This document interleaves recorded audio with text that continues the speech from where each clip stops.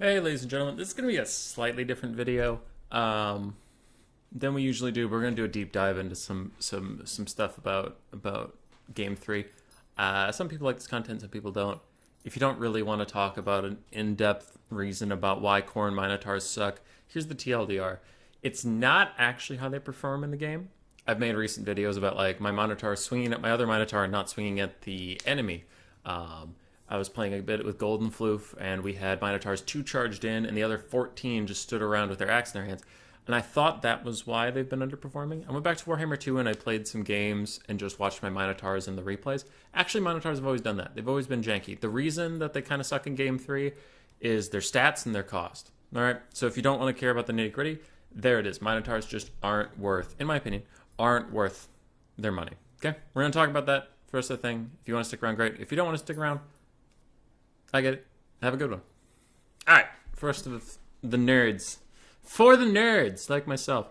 I went through, and I took the stats, you can see them right here, of a Khorne Minotaur, not the great weapons, and Warhammer 2 Beastman Minotaur. All right. So what's written down, we're going to go through very quickly, is everything that one has over the other. So the bonuses of having a Minotaur of Khorne is you get 25 armor, big whoop, 2 melee attack, oh, so fucking great, 12 charge bonus, okay, and 18 bonus versus infantry. Okay, cool. What you get for a Beastman Minotaur is a silver shield, which I think, oh god, now I'm blanking on it because I'm making the video, but like 30 to 40% reduction in incoming missiles from the front. Great. 5 leadership, which is absurd that Beastmen are more courageous than Khorne version of anything. 6 speed, kind of tracks. 15 melee defense. 15 melee defense. No penalty for fighting in the forest. A better blood greed, which we'll get to later, but I think it's almost universally just better, in my opinion. And then 350 gold cheaper than the Khorne Minotaur. So, take out the gold cost. Let's say these both cost the same. Would you take the left or the right? 2 melee attack compared to 15 melee defense is not even close. I would take the Beastman version. The 18 bonus versus infantry. Well, you don't really need bonuses versus infantry. It doesn't help you, and that's for 2 reasons. One, if you have a foot lord or foot character, they're going to get knocked down a lot anyway. So the bonus versus them doesn't matter as much. 2, you can usually charge infantry and get a big charge bonus on them, and then your stats are so high it doesn't really matter. You can usually hit them. And 3, there's not a lot of infantry out there with such a crazy high melee defense that you couldn't hit them, would be my point. So you can charge them, but it's nice. It's nice, but it's not necessary. Compared to the Silver Shield is very nice for small arms fire, poking you down. Leadership is, of course, critical, because Minotaurs can flee pretty easily. 6 speed's fine. The no force penalty is nice. I mean, it's nice, because a lot of people try it. Not a lot of people, but, like, it is common knowledge to, like, go into a forest to hide from large things, such as cavalry, and it's nice to be able to follow them. A better blood greed, again, I would argue, is more important. So it's like 18 bonus infantry is nice. 12 charge is like, I mean, it's fine. It's not great. And 25 armor is pretty negligible in a game with so much armor piercing. And, like, the armor values that matter are ones that are very high or very low. Kind of having, like, a change of 25 is not a big deal, even for non-armor piercing units. So it's like either they were going to do damage already or they weren't already, right? So the 15 melee defense is the big part. But then if you factor in 350 gold cheaper, if you, like, a 350 gold is an entire peasant long spearman. It's an entire Nurgling. It's an entire clan with shields. You know? If for Bretonia, it would be 3 peasants and 50 gold left over. Right? So it's like not a negligible sum of money. That shit adds up. And for Khorne, especially, his roster is so fucking expensive. That's half of a Khorne warrior. Right? So I would take a Beastman Minotaur and a half-health Khorne warrior instead of 1 Khorne Minotaur. 100%, all the time. Okay? So here's where it got really fucked for me.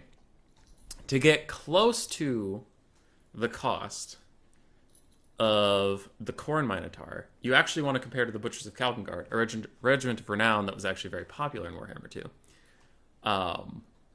And again, regiments of renown are usually better units. I understand that. But still, you're talking about the cost. So it's like 100 gold more for 15 more leadership, a silver shield, 6 speed, 7 more melee attack, 26 melee defense, causes terror, regeneration, still no forest penalty, and a better blood greed. For 100 gold cheaper, you could get a Khorne Minotaur. Now again, RORs are supposed to be better. But I'm just saying, you're almost paying, every time you want to take a Khorne Minotaur, you're almost investing the funds of a Butchers of Kalkengard. Way better unit. Way better. And the last thing, I keep talking about this blood greed. I didn't really notice or pay attention, because a lot changed from Game 2 to Game 3. But blood greed kind of got fucked, in my opinion. This is my opinion. You are allowed to disagree. That is fine. But, so, let's just look at them. On the left is 3, on the right is 2. Blood greed, immune to psychology, you get that straight up. But otherwise, you get no bonus until you start killing models. You have to kill models. You can't crumble them. So if a unit starts crumbling, you don't get those kills. You have to get a bunch of kills. So you get armor-piercing weapon damage. That's good. You get charge bonus. That's fine. You get melee attack up to 16. That's good. Human boy, why are you being such a dick about this? Well, if we zoom in to that bottom left, blood greed. This is me after fighting Nurglings. Just Nurglings for 60 seconds. I got 6% armor-piercing damage, 5% charge bonus, 5 melee attack after 60 seconds. 60 seconds is when the Warhammer 2 blood greed would pop. Okay? And now my Minotaur's taking damage. Again, you might see the Herald of Nurgles in there. Yeah, he didn't take that damage from just Nurglings, but the point is that your Minotaur's going to be taking damage this whole time. Okay? Armor piercing, charge bonus, melee attack, immune to psychology. That's fine. In Warhammer 2, you got blood greed after 60 seconds, no matter what, as long as you're engaged in melee combat. You get 5 melee attack, comparable. You get 10% charge bonus, comparable. 4 leadership to keep you in the fight after you've been damaged, and ITP. Okay, cool. Cool, human boy. Why the fuck do you think Warhammer 2's blood greed is better than Warhammer 3's when it's all the same except for some leadership, useless stat for useless idiots, versus armor-piercing weapon damage? And the melee attack can get higher if you get more kills. But you're not going to get those kills. Or, in my opinion, this is all my opinion, or you're playing wrong. In my opinion. Because, human boy, what are Minotaurs for? What do you need them to do? You don't need Minotaurs to stand around and kill low-tier infantry all day. That's not what they're for. You need them to bust through a front line, scare it off quickly, and then move on to the back line and start scaring them and killing them. They're a disruption piece. They're a little bit like chariots. They're a disruption piece. But unlike chariots, monstrous infantry, particularly fast monstrous infantry like Minotaurs that hit really hard, are meant to kill single entities. Large targets. They're meant to surround Kolek Suneater. They're meant to surround Grom the Paunch. They're meant to surround Marathi. They're meant to surround Manticores and beat them to death while they can't move. Well, the new blood greed actively disincentivizes that. Because you can't get any kills. You know, if you take a 1600 gold Minotaur unit and you surround Scarbrand, or you surround an Exalted Great Unclean One, and you start whooping his ass, you're going to get ITP. That is it until he's dead. You will get no melee attack, you'll get no charge bonus, you'll get no armor-piercing weapon damage, because you're not going to kill any models until you kill that entire guy. And then you'll get 1 kill. You'll notice that in my Nurgling example, I have it covered up slightly, but they have roughly 38 kills. So you would get 1. 1 kill for doing your job. Or, Minotaurs are good, as most monsters in infantry, at fighting cavalry. So when cavalry charges in, you countercharge with the Minotaurs, and they kick a bunch of ass. But again, the problem comes back to cavalry are lower modeled units than infantry. Sometimes on the range of 30 to 60 models. Infantry are on the range of, 80 to sometimes up to like 200 models, if you're talking about Noblars. So it actively, in my opinion, the left blood greed, the Warhammer 3 blood greed, incentivizes you to use your Minotaurs incorrectly to get a bonus, and then by then they'll be so damaged they can't go do the thing they're supposed to do with all these brand new stats.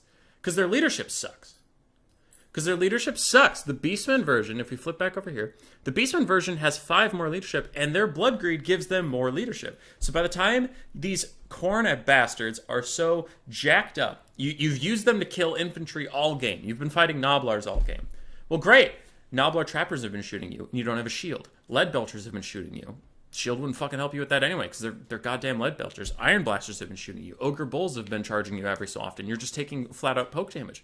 Well, your leadership's low at this point, and you're gonna get routed off. You're gonna get a rear charge or something. So you're gonna go into battle half health with all these crazy stats now and get routed off anyway. Whereas the Beastman Minotaurs got tougher as they went along, because they got their Blood Greed pop, gives them some leadership bonus on top of their already good leadership. Like,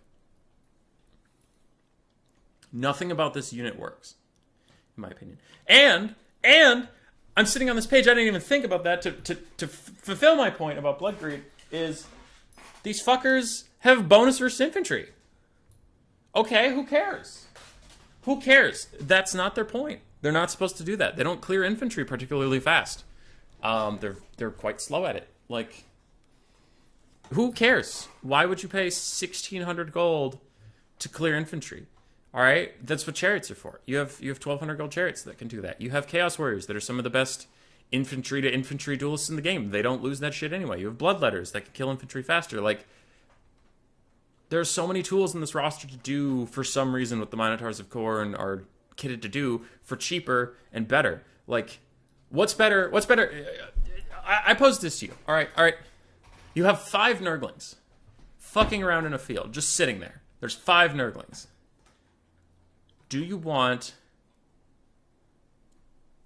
a Chaos Warrior of Khorne with dual weapons and a Chaos Warrior for 50 more gold? Chaos Warrior with Khorne with dual weapons and a Chaos Warrior. Or do you want 1 Minotaur to charge in there? The Chaos Warriors. You just want the Chaos Warriors. More models, swinging faster, doing more things. Like, I don't get it. They took a unit whose job on the battlefield is to pin down large targets, countercharge cavalry, or be a shock trooper, and they reward it for sitting and grinding. That's, in my opinion, like the deep dive, the nerdy version, that's why Minotaurs of Khorne feel so bad. In my opinion. Because the final thing I'll say about it, final thing, is that at the end of Game 2, Beastmen Minotaurs were not picked very often. So all of this, I've been sitting here stroking the dick of the Beastmen Minotaurs. And in Warhammer 2, they weren't even considered that good. They weren't. You saw the Butchers of Kalkengard. That was about it. You hardly ever saw a Minotaur rush anymore. You saw Centaurs. You saw Chariots. You saw Ungors. You saw Bastigors. You saw... a Minotaur rush was super rare. So you take a unit that's already fringe and make it worse, in my opinion. And that's why Khorne's Minotaurs aren't very good. Anyway, if you like this kind of content, message it, do the stuff. Inform me that you like this kind of content and we can do some more deep dives. But our channel does a little bit of everything, so, if you've been around, I'm sure you know that. We kind of do just whatever we feel like doing in the day. If you haven't liked and subscribed, please do that. We're trying to grow, and YouTube is